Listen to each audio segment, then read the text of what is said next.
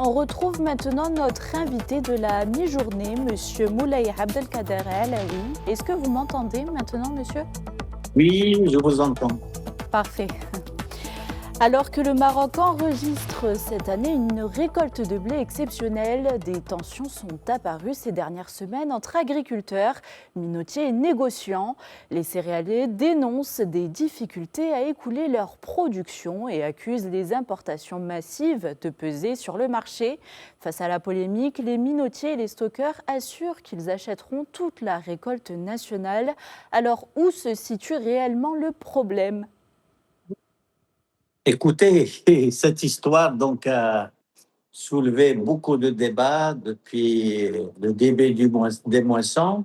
Déjà des moissons qui ont commencé un peu en retard en raison des fêtes de fin de l'Eid al-Adha.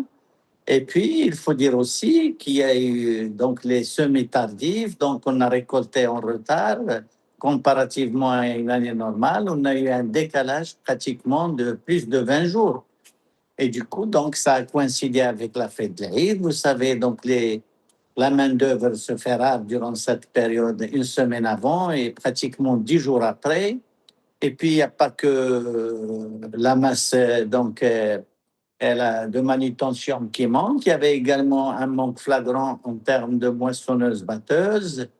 Et tout ça a fait que les semences se sont déroulées plutôt les moissons se sont déroulées dans des conditions un peu difficiles.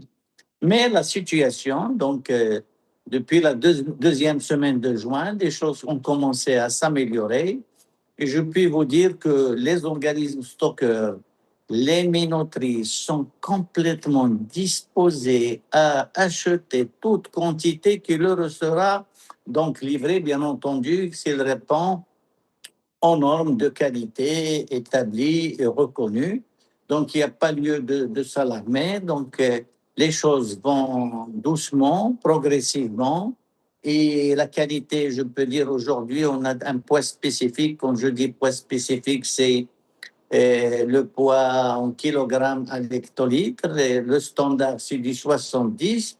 Nous avons reçu des blés qui dépassent le 80, 81, voire exceptionnellement du 85 ou 86.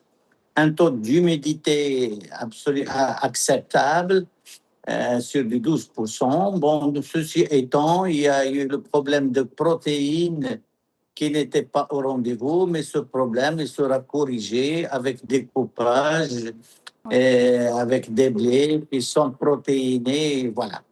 Les choses vont jusqu'ici d'une manière tout à fait normale, il n'y a pas lieu de s'inquiéter. Et autre question qui se pose, les agriculteurs dénoncent également des prix d'achat jugés insuffisants. Alors vous, en tant que président de la Fédération nationale de la minoterie, est-ce que vous pouvez nous expliquer comment se forment ces prix du blé tendre sur le marché national ? Écoutez, quand le gouvernement et le ministère, au niveau de la circulaire, il a annoncé un prix de 280 dirhams par quintal, c'est un prix de référence. Et ce prix englobe beaucoup de charges. Vous savez que le minotier, donc le blé à la livraison, ne doit pas dépasser 270 dirhams au quintal. Et donc, quand vous dites que c'est à 280, il y a déjà la marge de l'organisme stockeur qui va acheter ce blé, il y a les frais d'ensilage, il y a les frais de désensilage, il y a les frais de traitement, il y a également les frais financiers, il y a beaucoup de charges et manutention, le transport et tout ça, qui fait qu'ils doivent être déduites de ce prix de 280 dirhams. Aujourd'hui, les prix qui sont pratiqués sont autour de 250, 255, voire 260 selon la qualité. Et c'est un prix qui est tout à fait normal si on le compare aux années précédentes où il y avait pratiquement ce même prix de référence. Donc, il n'y a pas lieu de s'alarmer. Puis cette année aussi, il faut dire que les rendements sont assez bons au niveau de la productivité a augmenté. C'est vrai qu'il y a eu une augmentation au niveau des intrants et au niveau d'un certain nombre de facteurs, mais ça doit être compensé aussi par des rendements qui sont très intéressés. Et voilà, donc il faut qu'on trouve l'équilibre entre l'utilisateur, le transformateur qui est la minoterie, l'organisme stockeur et bien entendu le producteur. Et en fin de compte, tout le monde va trouver son compte. C'est ça le plus important dans toute cette opération. Ce n'est pas de tirer les uns sur les autres. Non, le prix n'est pas intéressant. Non, c'est ça. On va pas créer un problème pour rien. Donc, la situation évolue. Les entrées de blé se font de manière fluide aujourd'hui. On est pratiquement, moi j'ai des organismes stockeurs qui reçoivent dans la région de Safi un seul organisme, plus de 1200 tonnes jour. C'est vous dire que donc la situation n'est pas si bloquée qu'on l'entend. Et moi, je crois que durant donc cette deuxième quinzaine du mois de juin, donc on va pratiquement booster les achats et les entrées et pour rattraper le temps perdu. S'il faut prolonger, donc le gouvernement, donc le ministère de l'Agriculture est prêt. Donc, et d'ailleurs, on a discuté, si on n'arrive pas à collecter, on peut évidemment avancer la période de collecte vers le mois d'août. Mais je ne crois pas que ceci va se poser du moment que tout le monde s'attelle aujourd'hui à travailler la main dans la main pour capter pratiquement toute la production nationale qui sera disponible et mise en vente à travers les circuits organisés, bien entendu.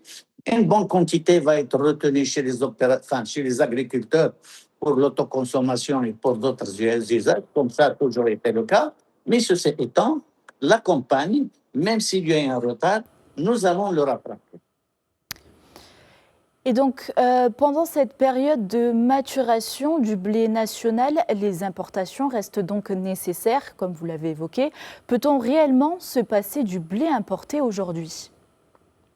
Bon, écoutez, se passer du blé, il faut déjà être autonome. Il faut déjà avoir une souveraineté alimentaire, ce qui n'est pas le cas.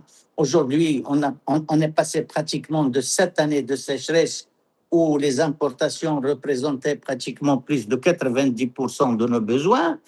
Et cette année, donc, nous avons une bonne production, mais ceci, avec toute la bonne volonté, même si on arrive à collecter 15, allant 20 millions de quintaux, ça ne représenterait que 30 à 40% des besoins de la minoterie industrielle. Donc, il va falloir qu'on importe quelque part 60 à 70% de nos besoins. Et du coup, donc, l'importation, elle va continuer, il est nécessaire. Voilà.